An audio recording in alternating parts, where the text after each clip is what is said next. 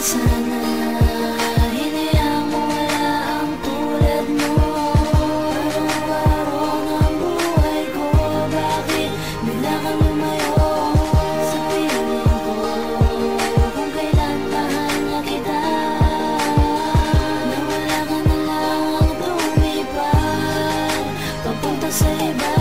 Minsan sa aking buhay may isang taong dumating. Pag nakikita niya ako, sadyang ibang-iba kanyang dating. Mula sa pananamit sa kanyang paggalaw, para siyang isang halaman pag umihip ang hangin gumagalaw. Ngunit sa isang pagkakataon na hindi inaasahan, lumapit siya sa akin na nag-aalinlangan sa brisang beat.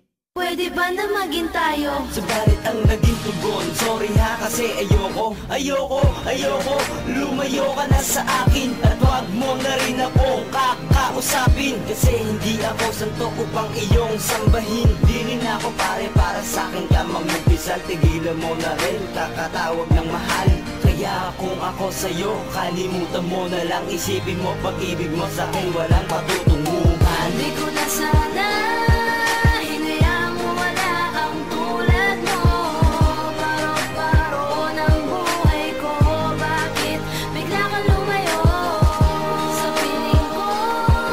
Kung kailan mahal na kita, nawala ka na lang at lumipad papunta sa iba. Habang tumatagal parang iba nang nararamdaman. Pag nakikita ka sumasaya di maintindihan. Kung dati ay iniiwasan, minsan halos layo ang ngayon. Nalulungkot pag di ka natanaw, ano ba yan? Mukhang nahulog na sa'yo, ako'y naakit muna nga. Pero wala na ang lambing mo at yun ang nahalata. Nagmatyaga ako subaybayan iyong mga galaw, at nagganda na balang araw ay aking isisigaw. Ang iyong pangalan sa buong mundo aking sasambitin. Subalit paano ko lulusutan, paano ko gagawin? E para may iba na ata na sa'yo umaaking. Kaya ba nanlamig ka di na rin ako pinapansin? Kung maibabalik ko lang ang panahon aking kapa, ay susulitin ko ang araw na tayo lang dalawa. Ang magkasama at magkayakap, masaya na magkahawak na lamang mahal kita. Huli ko na nang natiyak.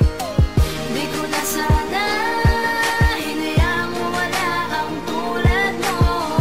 Paro-paro ng buhay ko, bakit bigla kang lumayo sa piling ko?